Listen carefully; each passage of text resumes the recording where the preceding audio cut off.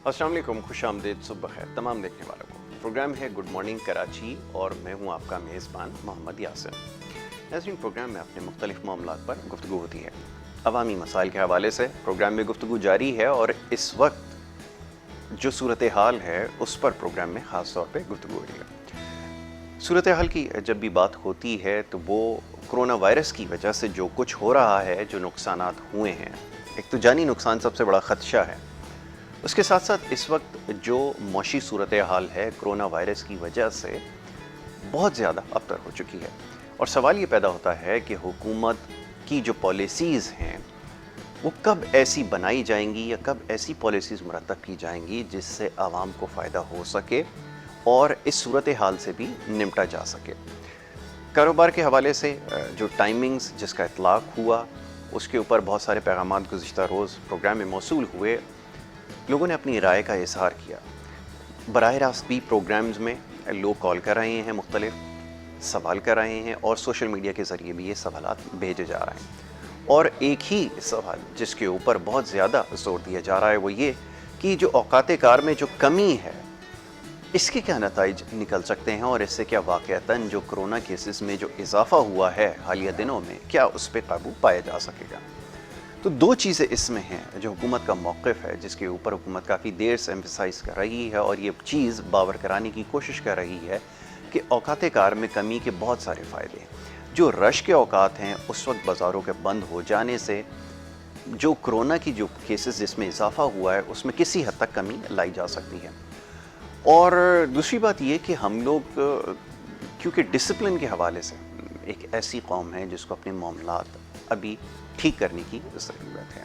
कारोबार के औकात के हवाले से अभी एक बहस चल निकली है कि क्या कारोबार सुबह से उसका आगाज़ होना चाहिए और शाम तक इसको जो है वो ख़त्म हो जाना चाहिए, क्योंकि यहाँ रात गए काम का सिलसिला जारी रहता है।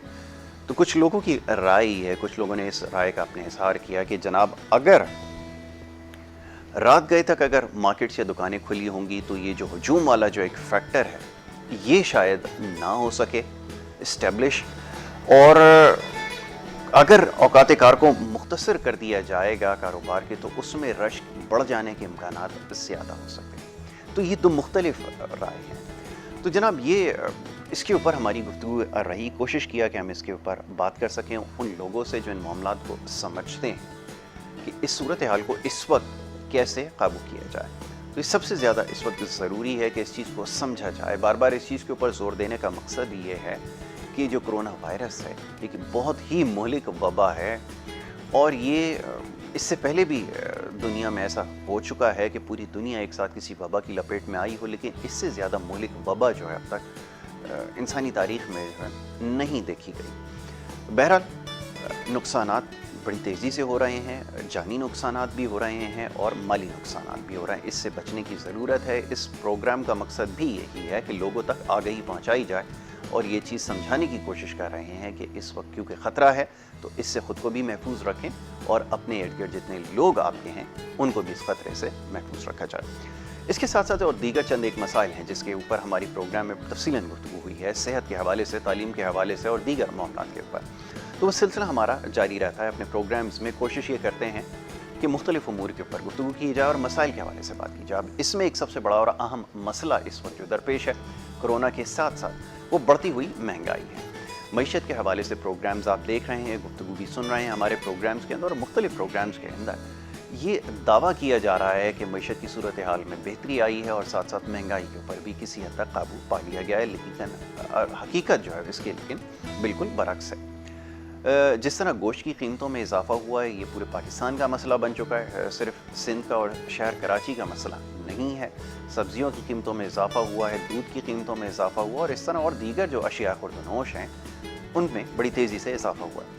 और एक तरफ ये समझना लोगों के लिए बड़ा मुश्किल है कि हुकूमत दावा ये करती है कि जो मईशत है वो सही समत पर गामज़न है और दूसरी तरफ ये सूरत हाल है कि एक आम आदमी की क़ुव्वत ख़रीद बुरी तरह मुतासिर हुई है। तो ये मामलात आज ज़ेर बहस आएंगे और उसके साथ साथ जो तालीमी मामलात हैं जिस पे हम ख़ास तौर पे अपने प्रोग्राम्स में गुफ्तगू करते हैं उसके हवाले से आज हमने प्रोग्राम में गुफ्तगू करनी है। तो आज स्टूडियोज़ में बड़े ही ख़ास मेहमान यहाँ तशरीफ़ फरमाएँ, उनसे इन तमाम मामलात पर हम गुफ्तगू करेंगे। हमारे मौजूद मेहमानों को जो पैनल है उसमें सबसे पहले खुशामदीद शाकिर उमर गुज्जर साहब को। डेयरी फार्मर्स एसोसिएशन के हवाले से आपका ताल्लुक़ है, और दूध के हवाले से ख़ास तौर पे जो इस वक्त इशू रहा है इसके ऊपर हमने पिछले प्रोग्राम में उनसे गुफ्तगू की है। आज एक दफ़ा फिर हमने उनको मदऊ किया है, इस मामले पर उनसे गुफ्तगू करेंगे। सबसे पहले शाकिर उमर गुज्जर साहब को खुशामदीद कहूँगा। बहुत शुक्रिया शाकिर भाई प्रोग्राम में हमें वक्त देने के लिए। दूसरे हमारे बड़े ही ख़ास मेहमान, हमारे बड़े अच्छे दोस्त और बहुत ही टैलेंटेड शख्सियत, मुख्तलिफ़ हवालों से काम कर रहे हैं। एजुकेशन के ऊपर ख़ास तौर पे आप काम कर रहे हैं, माहिर तालीम हम उन्हें कहते हैं। आईटी के हवाले से ख़ास तौर पे पाकिस्तान में इस वक्त आईटी के अंदर जो बूम आया है उसके हवाले से हम उनसे बात करेंगे, क्योंकि आपका बराह रास्त ताल्लुक़ जो है वो आईटी के शोबे से भी है। उसके अलावा आप जनरल मैनेजर भी हैं शेर अफजल वेलफेयर फाउंडेशन के, और CEO हैं यूथ एम्पावरमेंट सर्विसेज के। मैं बात कर रहा हूँ जनाब सैयद ज़ीशान हाशमी साहब के, हमारे मेहमान, उन्हें हम खुशामदीद करेंगे। बहुत शुक्रिया ज़ीशान प्रोग्राम में हमें वक्त देने के लिए। गुफ्तगू का आगाज़ सबसे पहले शाकिर भाई आपके साथ किए लेते हैं कि दूध की कीमतों के हवाले से बड़ा एक अजीब सी एक बात है, ना समझ में आने वाली। लोग अक्सर ये सवाल करते हैं कि दावा ये किया जाता है कि जनाब पाकिस्तान एक ज़रई मुल्क है। दूध की पैदावार के हवाले से बात किया जाए तो दुनिया का चौथा, दुनिया में सबसे ज़्यादा दूध प्रोड्यूस करने वाला मुल्क है। इसी तरह और दीगर अजनास के अंदर भी पाकिस्तान का शुमार जो है वो बड़े ममालिक के अंदर होता है पैदावारी सलाहियत के हवाले से। लेकिन क्या वजह है कि एक तो दूध मेयारी नहीं, और दूसरा ये कि लोगों की पहुंच से अब दूर चला गया है, कीमतें बहुत ज़्यादा बढ़ गई हैं। अगर हम वाकई ही हमारी इतनी स्ट्रेंथ है, अगर हम दुनिया में बड़े दूध पैदा करने वाले ममालिक में शामिल हैं, तो क्या वजह है कि कीमतों में इतना ज़्यादा इजाफा और गैर मेयारी दूध जो है जिसकी शिकायत रहती है, ये सिलसिला क्यों है, इसका जवाब दीजिए। जज़ाकल्लाह जी, एक तो बहुत ममनून हूँ आपके चैनल का, जिन्होंने मुझे इस अहम इशू के लिए मदऊ किया। तो मैं ये समझता हूँ कि चूँकि दूध एक एसेंशियल कमोडिटी है, हर घर की ज़रूरत है, और पाकिस्तान दुनिया का चौथा बड़ा पैदावारी है, तो इस मुल्क की पॉलिसीज़ ऐसी हैं, हमारी जो कॉमर्स मिनिस्ट्री है गवर्नमेंट ऑफ पाकिस्तान, कि चौथे बड़े पैदावारी मुल्क में खुश्क दूध की इंपोर्ट बेताशा और बेदरेक की जा रही है। आखिर को क्यों, बताइए। तो यकीनन हमारे यहाँ की पॉलिसीज़ ऐसी हैं कि जो मिल्क प्रोसेसर्स हैं, जो खुश्क दूध और वे पाउडर से दूध बना के बेच रहे हैं, उसे दूध समझा जाता है, जबकि वो दूध नहीं है। बिल्कुल ऐसा। उसमें मसनूई फैट मिला के दूध बना के पेश टी वाइटनर को भी दूध बना के बेचा गया है यहाँ पर। यकीनन हमें ये समझने की ज़रूरत है कि जब डब्बा वाले दूध को, जाली दूध को बेचा जाएगा तो खालिश दूध तो फ़रोख्त नहीं होगा, उससे किसान का इस्तेसाल होगा और दूध की पैदावार कम हो जाएगी। बिल्कुल ठीक है। जब मुझे दूध की कीमत पूरी नहीं मिलेगी तो मैं अपनी पैदावार को कम करूँगा ना, मैं क्या करूँगा ये कारोबार करके। तो बहुत ज़रूरी है हम ये समझें कि हम रसद को बढ़ाएं, तलब को कम करें। तलब कम होगी, रसद बढ़ेगी तो कीमतें कम होगी। पीछे कोरोना से आपने शुरू किया, तो मैं आपको बताऊं, जब पिछले साल कोरोना का मामला शुरू हुआ तो दूध फरोख्त हुआ 20 रुपये लीटर से 70 रुपये लीटर। आखिर को क्यों? क्योंकि तलब कम हो गई, रसद बढ़ गई। तो बहुत ज़रूरी है हुकूमत वक्त दूध की, गोश्त की पैदावार को बढ़ाने की कोशिश करें, और यकीनन उसके अंदर सबसे अहम चीज़ है उसकी कास्ट ऑफ प्रोडक्शन। बिल्कुल ठीक है। कास्ट ऑफ प्रोडक्शन कम करने के लिए मिनिस्ट्री ऑफ कॉमर्स को कुछ पॉलिसीज़ ऐसी हैं जिन्हें बेहतर करना होगा। ठीक। पाकिस्तान अपनी ज़रूरियात का 45% चारा पैदा करता है, ये नेशनल एग्रीकल्चर रिसर्च सेंटर की रिपोर्ट कहती है, और उसके बावजूद हम भूसा, चोकर, अल्फाल्फा है, साइलेज, दीगर जितने अजनास हैं हम एक्सपोर्ट कर देते हैं। अब एक रोटी मेरे घर की ज़रूरत है, उसकी कॉस्ट 20 रुपये है, पर अगर हमसे गैर मुमालिक UAE 200 रुपये की मांग रहे हैं, हम उसे एक्सपोर्ट तो नहीं कर सकते ना। ठीक है। क्योंकि वो मेरे बच्चे की ज़रूरत है। जब आप उसे एक्सपोर्ट कर दोगे चारे को, तो यकीनन उसका इम्पैक्ट आएगा दूध पे, गोश्त पे, मुर्गी पे और अंडे पे। ठीक है। वो महंगे हो जाएंगे और कास्ट ऑफ प्रोडक्शन बढ़ेगी तो आपको महंगी मिलेगी ना। ठीक है। तो हमें अपने सप्लाई साइड के जो इश्यूज हैं उसको दुरुस्त करने की ज़रूरत है, पॉलिसी मेकिंग करनी पड़ेगी, क्योंकि यही वजह बनी है आपके ख्याल में? बहुत ज़रूरी है जी। देखिए मैं बताऊं आपको कि सबसे अहम चीज़ है दूध की, गोश्त की, मुर्गी की कास्ट ऑफ प्रोडक्शन को कम किया जाए। ठीक है। चारे की एक्सपोर्ट को बंद किया जाए। खुश्क दूध और वे पाउडर की इंपोर्ट पे ड्यूटीज़ अव्वल तो बंद कर देना चाहिए उससे, या फिर उस पर कम से कम 500% ड्यूटीज आयद कर देनी चाहिए। आपको देखें, आप एक्सपोर्ट, पाकिस्तान गोश्त की एक्सपोर्ट में अभी तक यूरोप की मार्केट हासिल नहीं कर सकते। क्योंकि foot and mouth disease free zone नहीं है आपका। बिल्कुल। जब तक आप तमाम इदारों को काम करना होगा, इदारे काम नहीं करेंगे तो आप ना तो एक्सपोर्ट कर सकते हैं, ना यहाँ पे दूध की कॉस्ट को कम कर सकते। आपकी पॉलिसीज बनाने में आपको स्टेक होल्डर्स को साथ लेना चाहिए, पड़ेगा। क्योंकि यकीनन जो चीज़ें हम जानते हैं ठंडे कमरों में बैठ के फैसला करने वाले नहीं जानते, नहीं होते। प्राइस कंट्रोल का इस्तेहसाल हो रहा है। ठीक है, प्राइस कंट्रोल के हवाले से क्या कहेंगे ये ज़रा बताइए, क्योंकि लोग ये समझते हैं कि शायद कोई मैकेनिज्म नहीं है, इस वजह से फार्मर्स और डेयरी एसोसिएशन वाले जब चाहें कीमतों में इजाफा कर लें। इसकी क्या वजह बनती है ये तो ज़रा बताएं। एक तासुर ये जाता है कि यहाँ पे जो शख्स चाहता है अपनी मर्ज़ी से फ़ैसले कर लेता है और फिर हुकूमतों को ब्लैकमेल करता है, ये तासुर क्यों दिया जाता है, ये ज़रा फरमाइए। देखिए जी, हम सबको समझ लेना चाहिए, आप मेरी आवाज़, दूध की, गोश्त की, मुर्गी की कीमतें फार्मर के हाथ में नहीं है। ठीक। उनका इख्तियार है मार्केट के हाथ में। पैदावार बढ़ेगी तो कीमतें कम हो जाएंगी। ठीक।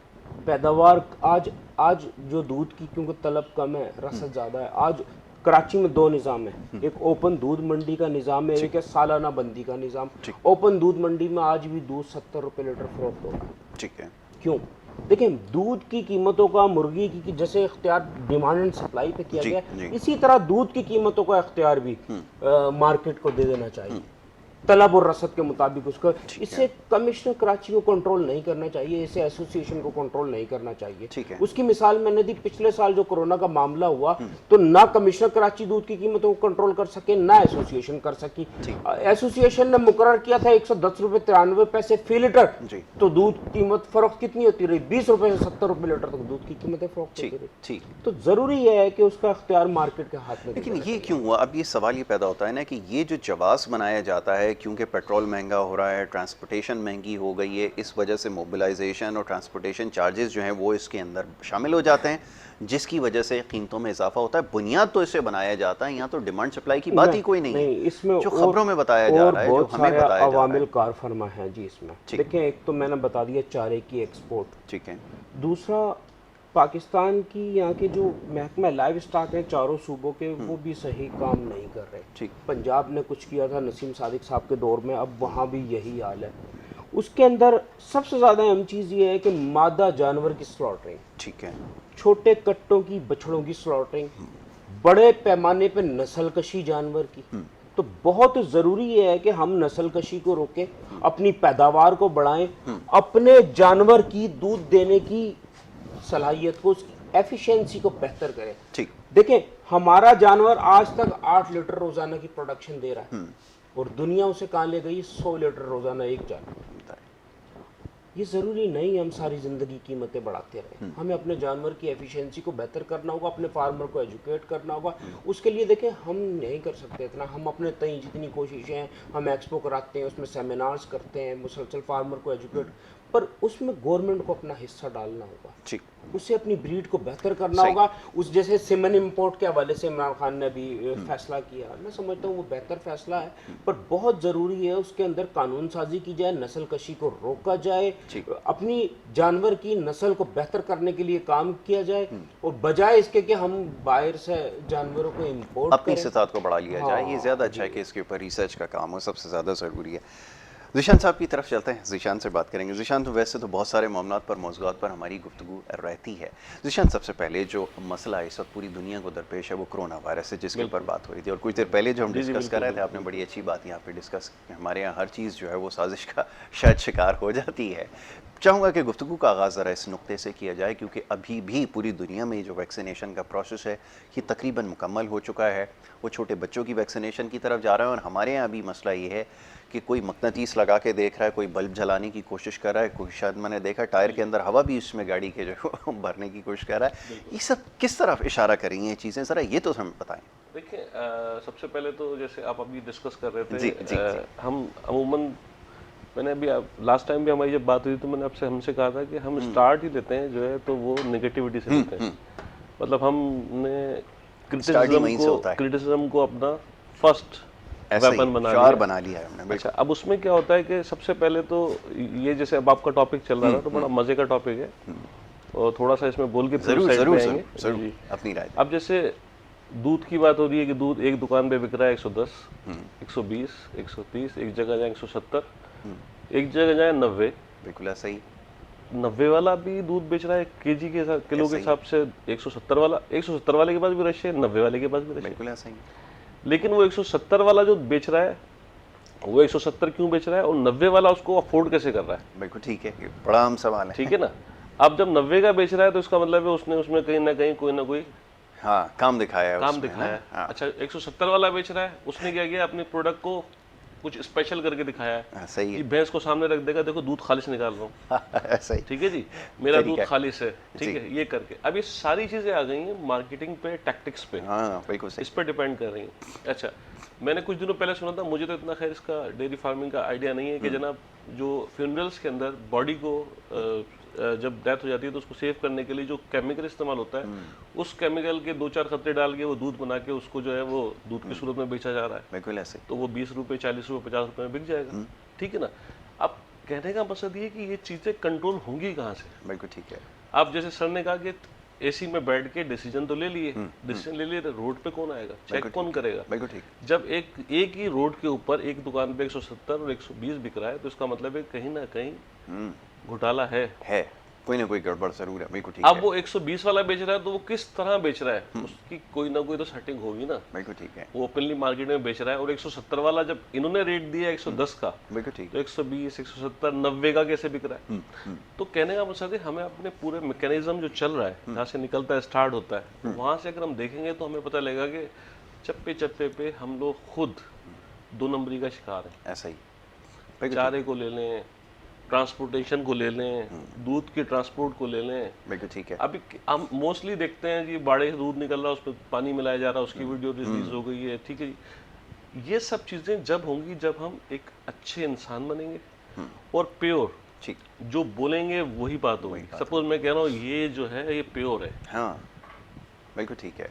अभी 10 मिनट पहले हम बात कर रहे थे कि एक बिस्किट जो है हम बाहर के मुल्क का लेते हैं 10 रुपए का और एक पाकिस्तान का लेता है, बिल्कुल ठीक है। तो हम फॉरेन क्वालिटी में 10 रुपए वाला बिस्किट बाहर का उठा लेंगे। बिल्कुल क्यों ऐसे, उठा बिना लेंगे? सोचे समझे। बिकॉज हमें पता है कि यार ये 2 नंबरी नहीं करेंगे। ये है पॉइंट। इम्पोर्टेड शर्ट आ रही है, हाँ जी इम्पोर्टेड गाय है, हाँ हाँ, वो 100 लीटर दे रही है, जी 10 लीटर पे चल रहे हैं। रीजंस क्या है जी। भाई? वो तो अडॉप्ट कर रहे हैं, हमें दिख रही है वो 100 लीटर दे रहे हैं, लेकिन उसने उस प्रोसेस को फॉलो किया है। वो Follow प्रोसेस क्या है? एग्जैक्टली। तो अभी फिर मेरे कहने का मकसद था, मैं थोड़ा सा इस पर डिस्कस इसलिए कर रहा था कि सबसे पहले हमें क्या करना पड़ेगा, अपने आप को देखना पड़ेगा, ठीक करना पड़ेगा। अच्छा ज़ीशान, इसके ऊपर अभी हम और गुफ्तगू करते हैं, मैं भी इसके ऊपर आपकी राय लेता हूँ। एक और बड़ा अहम सवाल है जो भी मैं आपकी खिदमत में रखता हूँ, लेकिन एक छोटी सी ब्रेक मुझे यहाँ लेने के लिए कहा जा रहा है। एक छोटी सी ब्रेक यहाँ पर लेते हैं, ब्रेक के बाद वापस आएंगे, बड़ी अहम गुफ्तगू है, इसको जारी रखेंगे। आप देखते रहें प्रोग्राम गुड मॉर्निंग कराची।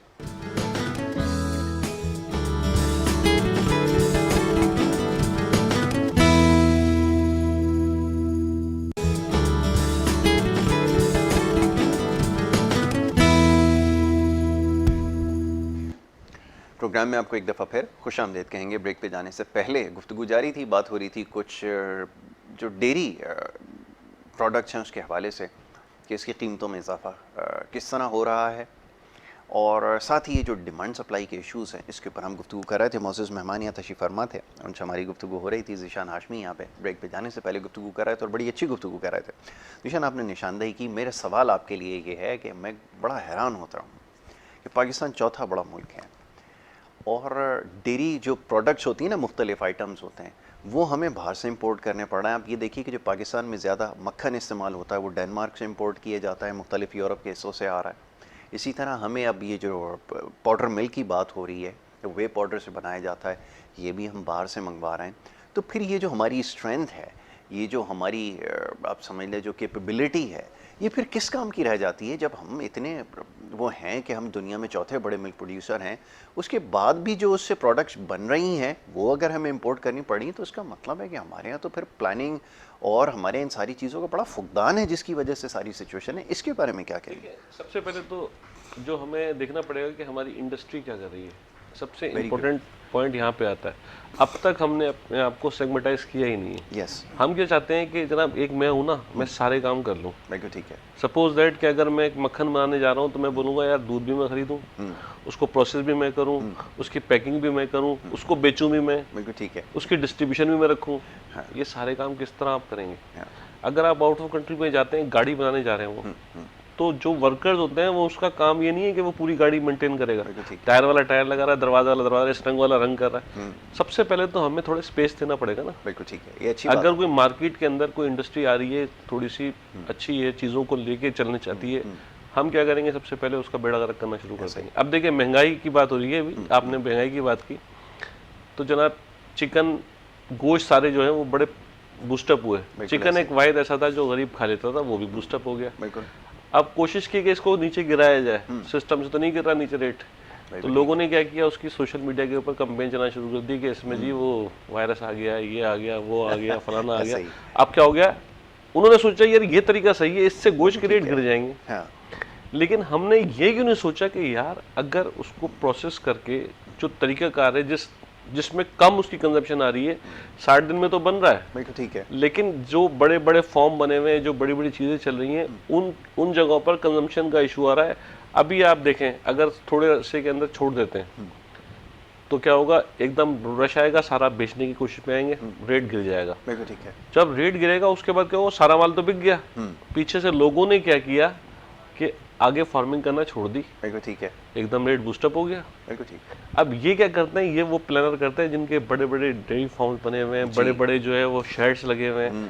तो मैं सिंपली इतनी सी बात कहूँगा कि सबसे पहले अगर हम किसी भी चीज़ को बनाने ही जा रहे हैं, रेट्स को कंट्रोल करना चाह रहे हैं, चीज़ों को अच्छा बनाना चाह रहे हैं, तो पहले टेक्नोलॉजी की तरफ तो आए। सबसे इंपॉर्टेंट चीज़ है, बिल्कुल आपने ठीक। अच्छा, टेक्नोलॉजी को लाना मसला नहीं है। अब देखें, इसकी मिसाल मैं आपको दूँ, हमारे पाकिस्तान के अंदर जो हॉस्पिटल्स हैं, बेहतरीन मशीन्स हमने बाहर से ली हैं, लेकिन उनको चलाने वाला कोई नहीं, ऐसा ही पड़े पड़े खराब हो जाएंगे। हम ट्रेनिंग नहीं कराएंगे, हम उनको सिर्फ क्यों ला रहे हैं, मशीनों को खरीद रहे हैं कि जनाब ये मशीन आएंगी, इसमें हम कमीशन खाएंगे। अच्छा, जो प्राइवेट सेक्टर लेके आता है उस पर आपने ड्यूटी इतनी लगा दी है कि उसको ला के जब वो चीज़ें करता है तो उसको बहुत ज़्यादा खर्चा हो जाता है। फिर इसके बाद देखिए, अब देखें, एक तो वो चीज़ें जो विजिबल हो रही हैं, गवर्नमेंट के टैक्सेस हैं, फलाना ढिमाका का, आप ज़रा किसी भी सिंध के, पंजाब के, बलूचिस्तान के किसी भी शहर के अंदर इंडस्ट्री लगाएं, पहला टैक्स तो लग गया गवर्नमेंट का, दूसरा टैक्स लगेगा जनाब वहाँ पे जितने भी गवर्नमेंट के लोकल ऑफिसर्स हैं उनका, ठीक है, तीसरा पॉलिटिकल पार्टीज का, चौथा दादागिरों का। ये भत्ते कौन कौन करेगा, तो रेट्स कहाँ पे जाएंगे, वो तो उसको सबको निकालेगा ना। बिल्कुल ठीक है। अब ये सर बैठे हुए हैं ना, इनसे ही पूछे ना, सिर्फ गवर्नमेंट के टैक्स पे कर रहे हैं, इसके अलावा भी टैक्सेस पे कर रहे हैं, ये तो उनको पता है। तो सारी बातें खुल के बात करने को तैयार नहीं। अच्छा, गवर्नमेंट क्या कर रही है, अपना टैक्स लेने के बाद चुप है। आप गवर्नमेंट के पास जाएं, पुलिस के पास जाएं, कमिश्नर के पास जाएं, सर हमारे साथ मसला हो रहा है, हमारे पास आके लोग हमसे पैसे मांग रहे हैं। अच्छा जी, देखते हैं, जब तक तो आपका काम उतर जाएगा। बिल्कुल ऐसा ही। प्रोटेक्शन के लिए आपको गुंडे रखना पड़ रहा है। बिल्कुल ठीक है। तो प्रोटेक्शन कौन देगा हमें, गवर्नमेंट ही देगी ना प्रोटेक्शन, पुलिस देगी ना, गवर्नमेंट की जिम्मेदारी। जब पुलिस ही चोर हो जाएगी तो हम क्या करेंगे। बिल्कुल, ये तो सवाल मैं भी करूंगा। आप कोविड है, आप ले लें, कोविड को ले लें आप, चलें, ठीक है ना। सबसे पहली बात तो ये कि मैं थोड़ा सा इस बात पे कि जब गवर्नमेंट ने स्टेप लिया कि जनाब 6 बजे तक बंद हो जाना चाहिए, आप भी आउट ऑफ कंट्री में काफ़ी रहे हैं और मैं भी रहा हूँ, तो आपने देखा कि उन्होंने अडॉप्ट क्या किया, हमारा तरीका कि सुबह जल्दी उठते हैं। बिल्कुल ठीक है। सुबह एग्जैक्ट 8 बजे उनकी दुकानें खुल जाती हैं। बिल्कुल ठीक है। और 6 से 8 बजे तक क्लोज कर देते हैं। बिल्कुल ठीक है, कर देते हैं, कामयाबी की तरफ जा रहे हैं। बिल्कुल। हमने क्या किया कि हम उठते ही 12 बजे, बिल्कुल सही, 1 बजे हमारी दुकान खुलेगी। बिल्कुल ठीक है। काम 2 बजे शुरू होगा, 2 बजे शुरू होगा, और उसके बाद बैठे बैठे हम काम तो हमने वही किया, तो हम वाई नॉट कि हम सुबह इस फैसले को अच्छे तरीके से लें। इस मामले में सपोर्ट करूंगा गवर्नमेंट को कि यार सुबह जल्दी उठो। सुबह जल्दी उठने के बाद जब आप काम करोगे, अल्लाह ताला ने कहा है सुबह जल्दी उठे, उठने के बाद जब आप निकलेंगे रिज़्क आपकी तरफ आएगा। आप तो रिज़्क के टाइम पे सो रहे हैं। बिल्कुल सही है, बिल्कुल सही है, ऐसा ही। अच्छा, उसके बाद कंजप्शन क्या है, जब आप 8 बजे के बाद देखेंगे रात लाइट का सिस्टम, पाकिस्तान में इलेक्ट्रिसिटी का इशू है, आप खपत कर रहे हैं, एक तो वैसी इलेक्ट्रिसिटी नहीं है, और उसके बाद उसको बेयर करोगे आप, फिर बिजली आप कंज्यूम कर रहे हैं, ये भी एक बहुत बड़ा मसला है। बिल्कुल ठीक है, ठीक है ना। तो मैं सिर्फ ये कहूँगा, कोविड ने बहुत सी चीज़ों को ओपन भी किया है, बहुत सी चीज़। अब देखें, कोविड में पुलिस को जो है वो लाइसेंस मिल गया, पुलिस वाले जिस जगह पर खड़े हुए हैं, मैं ओपनली इसलिए कह रहा हूँ क्योंकि मैं खुद इसको फेस कर रहा हूँ। जरूरी है, ठीक है ना।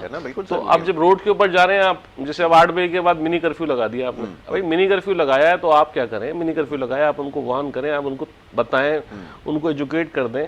आपने उनसे भत्ते लेने शुरू कर दिए। ऐसा ही है। मैं ये भी तो पूछूंगा अभी इनसे कि वो जो पैसे ये जो पुलिस वाले दुकानों से मांग कर ले जा रहे हैं ना, मैं तो उसका बरमला इजहार करता हूँ। एक आम आदमी, एक आम पाकिस्तानी जो इसका शिकार है, वो जो पैसे मांग कर जो छीन कर ले जा रहे हैं वहाँ से, वो ज़ाहिर दुकानदार ने वो कीमत फिर अपनी प्रोडक्ट के अंदर शामिल करनी है और उसकी भरपाई तो वो इसी तरह करेगा।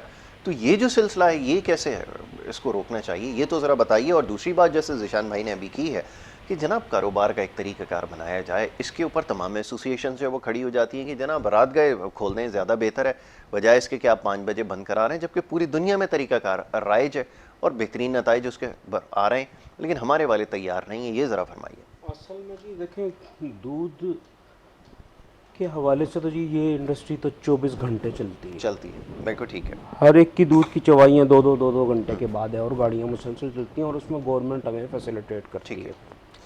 और पुलिस के हवाले से जो बात की, मुमकिन है चंद इक्का दुक्का वाक़यात होते हैं। अच्छा। पर मैं ये समझता हूँ कि अगर कहीं ये वाक़यात हो रहे हैं तो उसके ख़िलाफ़ आवाज़ उठानी चाहिए। और हमें पता है अफसराने बाला फौरी तौर पे मदद करते हैं। बहुत से ऐसे वाक़यात हुए हैं जिस पे हमने आवाज़ उठाई है और फौरी तौर पे पुलिस ने उसका सदेबाप किया और हमारी शिकायत को दूर किया। ठीक है। और बाकियों की शिकायत दूर नहीं हुई है, उनका मुकदमा तो मैंने लड़ना है ना। मैं कुछ और कहना चाहूँगा, दुकानें शामिल हैं, जिसमें गोश्त की दुकानें शामिल हैं और दीगर मामलात हैं। बेशक मैं कुछ और भी कहना चाहूँगा कि देखें आज इस फोरम पे हम बैठे हैं, यकीनन मेरी आवाज़ बहुत आगे तक जाएगी। मैं समझता हूँ कि बजट फाइनलाइज होने जा रहा है बिल्कुल, और मिनिस्ट्री ऑफ कॉमर्स पे बेताशा दबाव है। खुश्क दूध की इंपोर्ट के हवाले से जो बात की, माजी में देखें चौथे बड़े पैदावारी हैं दूध के, हमें ज़रूरत नहीं है इंपोर्ट करने की।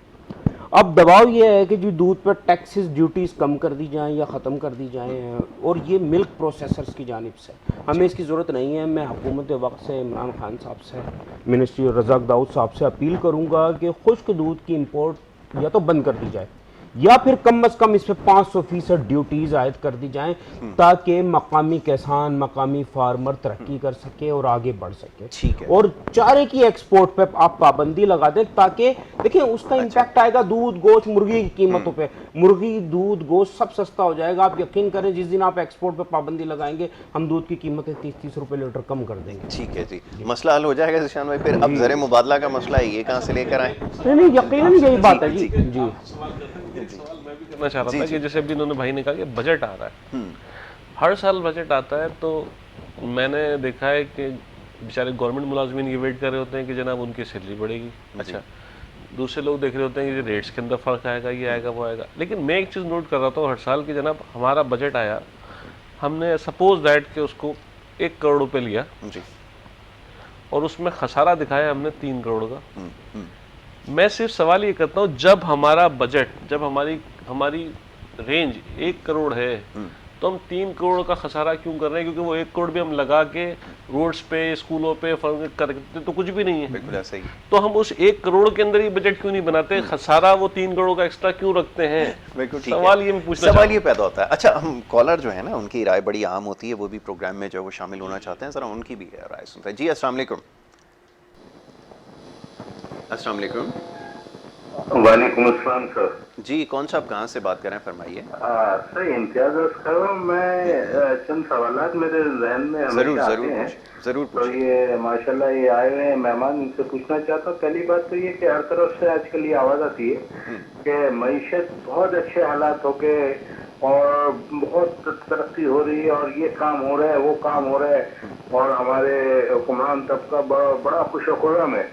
तो ये बात तो एक हो गई। और दूसरी, मगर जब ऑन ग्राउंड देखा जाता है तो कारोबार करने के मसाइल हैं। कोई शरीफ आदमी कोई कारोबार खुल के कर नहीं सकता, उसको प्रॉब्लम है, वो कारोबार कैसे करे। और आवाम महंगाई की चक्की में पिस रही है। 550 रुपए चिकन है, आटा महंगा, चीनी महंगा, यानी कि आवाम की तो जिंदगी गुजारना बिल्कुल मुश्किल हो गया, मुहाल हो गया।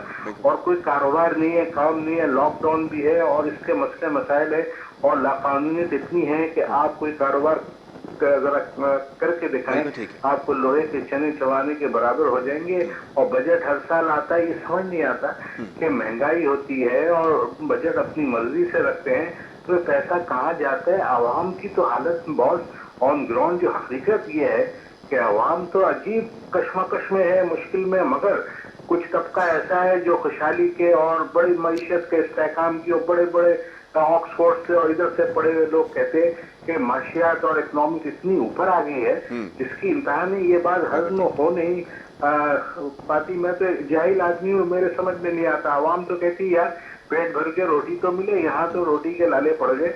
बाकी मुल्क अगर तरक्की कर रहा है तो ये अल्लाह जाने और ये हुक्मरान जाने, हमारे समझ से तो बात नहीं। और बात ये यहाँ कारोबार करना, आप यकीन करें कि आप कोई चीज का काम कर ही नहीं सकते। यहाँ पे आपको एक्स्ट्रा पैसे किसी भी मद में इतने देने पड़ते हैं सरकारी इदारों के अलावा, रिश्वतों की मद में। बिल्कुल ऐसा ही है, बिल्कुल क्या आंसू हो जाएंगे आप। बिल्कुल ठीक है, बिल्कुल आपने सही कहा। बहुत शुक्रिया इम्तियाज साहब। हमारे कॉलर जो है जी राय बात को उन्होंने एग्री किया ना, सेकंड किया कि देखें हम किसी भी काम को करने जाते हैं तो हमें चौकीदार से लेकर और आखिरी अफसर तक हमें जो है वो, अगर हम उनको सपोर्ट करेंगे, अच्छा पहले तो ये होता था ना कि रिश्वत है, अब उसका नाम अलग हो गया है, सपोर्ट कर दें, ताउन करें, ये करें, तो वो चीज़ें सारी चेंज हो गई हैं, उनका तरीका वारदात चेंज हो गया है। जी, जी। और मैंने अभी आपसे क्या कहा, देखें सपोज दैट कि जैसे मैं अपनी बात कर रहा हूँ कि बेसिकली मैं मीरपुर खास से हूँ, कराची में भी वर्क कर रहा हूँ।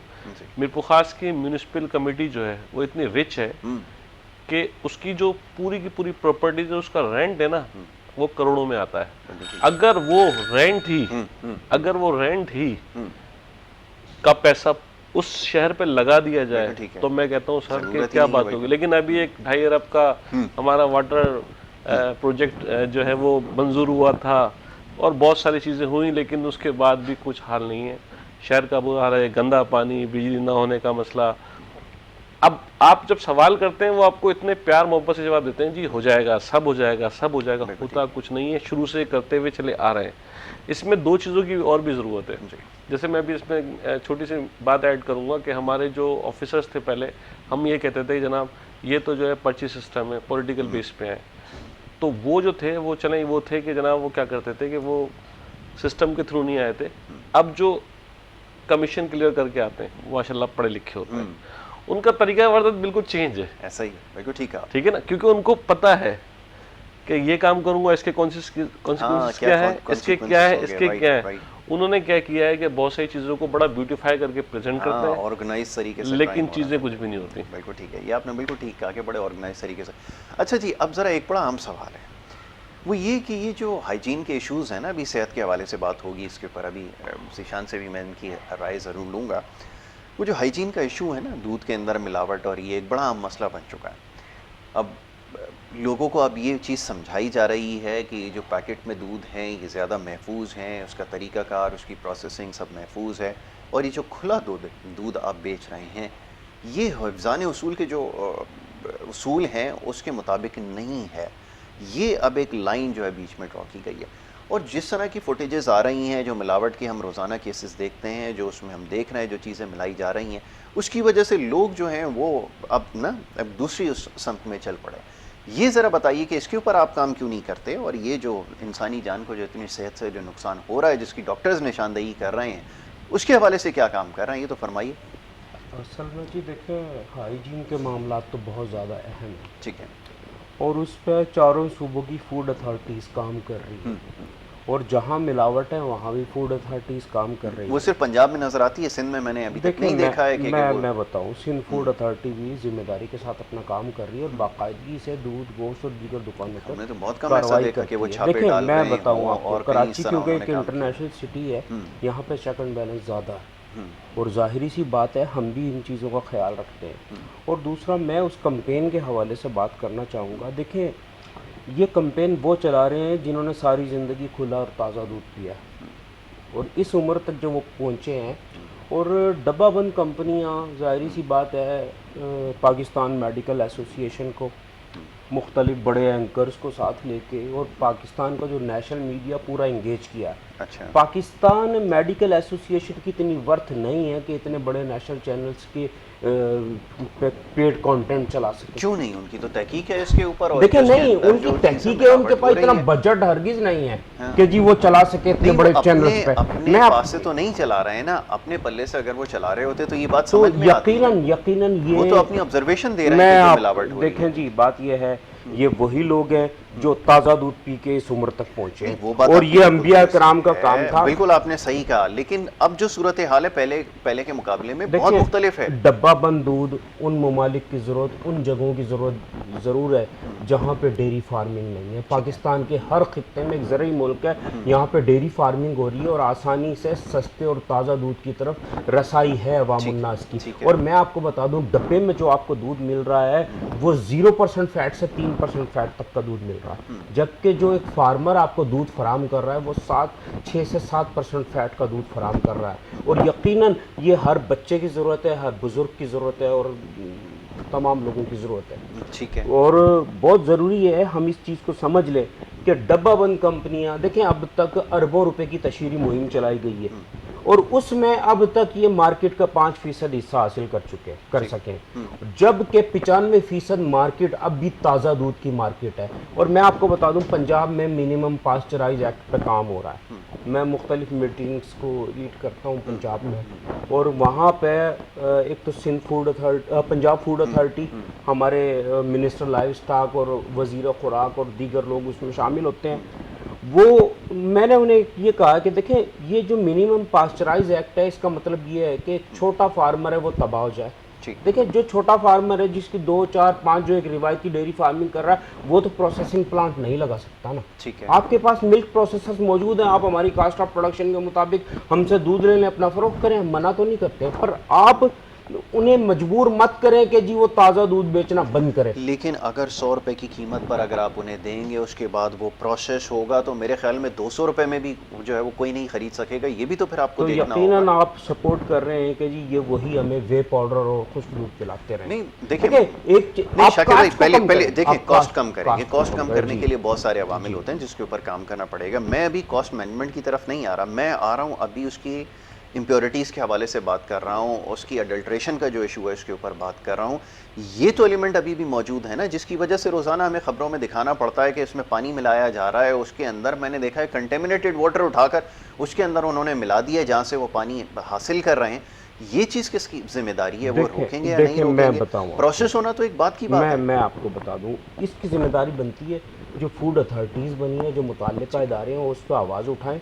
हम भी अपनी जिम्मेदारी अदा करते हैं। जहां हम महसूस करते हैं कि जी मिलावट हो रही है, हम फौरी तौर पर सिंध फूड अथॉरिटी को ख़त लिखते हैं, पंजाब फूड अथॉरिटी को ख़त लिखते हैं, केपी फूड अथॉरिटी को हम ख़त लिखते हैं, हत्ता कि हम कोयटा तक में मीडिया के साथ जाके कार्रवाई करते हैं और खुश्क जो जाली दूध बन रहा है उस पर कार्रवाई करके उन्हें अरेस्ट कराते हैं। तो ये हमारी जिम्मेदारी है, हम ये पूरी करते हैं। आपने देखा होगा पिछले दिनों एक नेशनल मीडिया पे बहुत बड़े प्रोग्राम हुए, कोयटा में जो कार्रवाई की थी हमने की थी खुश्क जो जाली दूध बन रहा है। हम लोग का मीडिया का मसला ये है कि हम हर मामले की तह तक पहुंचने का ना एक हमारे अंदर खास एक होता है कि हम हर चीज़ को जांच लेता है। अभी आपकी बात हम सुन ज़रूर रहे हैं, लेकिन जो कुछ हमने विटनेस किया है ना, अगर उसका यहाँ तस्करा कर दें लोग दूध पीना छोड़ देंगे। बिल्कुल। जो कुछ हमने देखा है खुद जाके, ये मैं सुनी हुई बात नहीं बता रहा आपको कि मैंने किसी से सुना हो या मैंने किसी को रिपोर्ट ली हो, ये वो मैं बता रहा हूँ जो फील्ड में जाके मैंने काम किया और जो चीज़ें मैंने अपनी आंखों से देखी हैं।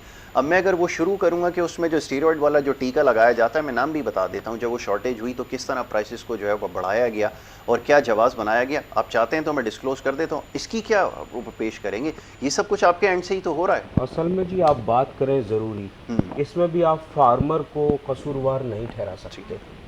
देखिए, जिस इंजेक्शन के मुताबिक बात हो रही है वो बूस्टन और सोमाटेक थे और RBST हार्मोन का नाम है, वो 25 साल पहले ड्रैप ने रजिस्टर्ड किया और कानूनी तौर पे 25 साल आता रहा और बेदरिग लगता रहा। उसकी वजह क्या थी? मियां साकिब जी, उसकी वजह बताएं क्या थी? देखिए मैं बताऊं, ये तो 2 कंपनीज लाई, हमें उसकी वजूहत कैसी नहीं है, हमें तो यही नहीं पता था इससे दूध बढ़ता है। कंपनीज लाई, उन्होंने प्रमोशन की, टेक्निकल लोग भर्ती किए, हमें बताया गया दूध बढ़ता है तो फार्मर लगाते रहे। उसके बाद मियां साकिब निसार साहब ने उस पर पाबंदी लगा दी तो वो चैप्टर क्लोज हो गया। ठीक है। अब इंजेक्शन नहीं आ रहा है, इस पर कोई सवाल जवाब नहीं होना चाहिए। और यकीनन अगर कोई लगा रहा है और स्मगल होके आ रहा है तो उसमें इदारे जिम्मेदार है। इदारे जिम्मेदार क्यों हैं? क्योंकि ये इंजेक्शन सप्लाई कोल्ड चेन के बगैर आ ही नहीं सकता। अच्छा चलें, उस चीज़ का बताएं जो पाकिस्तान में जिसके ऊपर पाबंदी लगी हो और वो मार्केट में दस्तियाब नहीं हो, ज़रा सोच के रखें।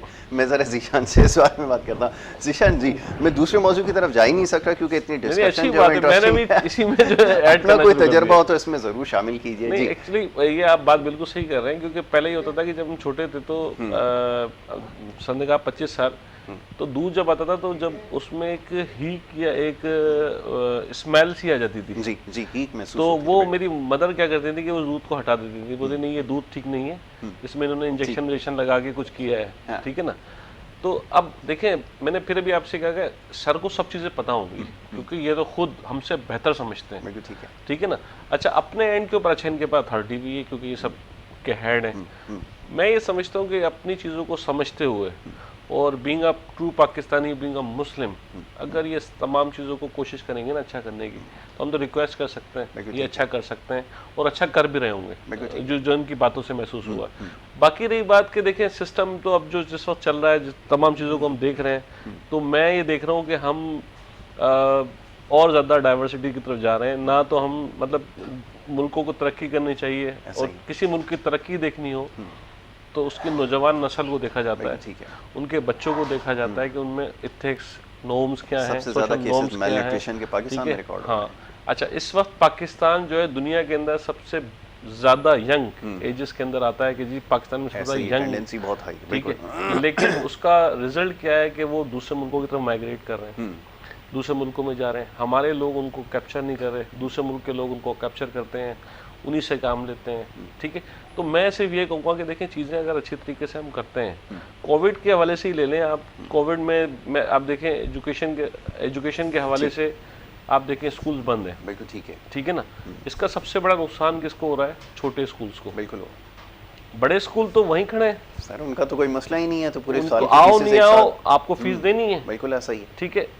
छोटे छोटे स्कूल थे, रेंटेड थे, टीचर्स बंद हो थे, गए, बिल्कुल सर बेशुमार बंद हो गए और आप डे बाय डे जो है दोबारा उसको बढ़ाते चले जा रहे हैं। आप मतलब तालीम को पहले तालीम का बेड़ा गर्क था, बिल्कुल ऐसा ही, तो अब तालीम को और बेड़ा गर्क कर दिया आपने। अच्छा ज़ीशान, बातें बहुत सारी हैं जिसके ऊपर हमने वो करना था और मौजू ऐसा क्योंकि चल निकला, आज जो है वो शाकिर भाई थे तो हमने कहा सर वो शाकिर भाई के नाम हो गया, उन्होंने बहुत सारी चीज़ों के बारे में बताया। शाकिर भाई thank you so very much, बहुत शुक्रिया आपका। शाकिर उमर गुज्जर साहब हमारे मेहमान, ज़ीशान हाशमी हमारे मेहमान, और ज़ीशान से और शाकिर भाई से बहुत सारे और दीगर मामलों पर गुफ्तगू हो सकती थी लेकिन वक्त की कमी जो है वो आड़े आई है। लेकिन इंशाल्लाह एक प्रोग्राम और रखेंगे इसके साथ साथ जो एजुकेशन का जो मामला है इसके ऊपर हमने गुफ्तगू करनी। अब यहाँ पर वक्त हो रहा है क्योंकि एक ब्रेक का, ब्रेक के बाद दूसरे सेगमेंट की तरफ हमें बढ़ना होगा, तो ब्रेक पर जाएंगे और ब्रेक से जब वापस आएंगे तो फिर हमारा सिलसिला जारी रहेगा। आप देखते रहें गुड मॉर्निंग कराची।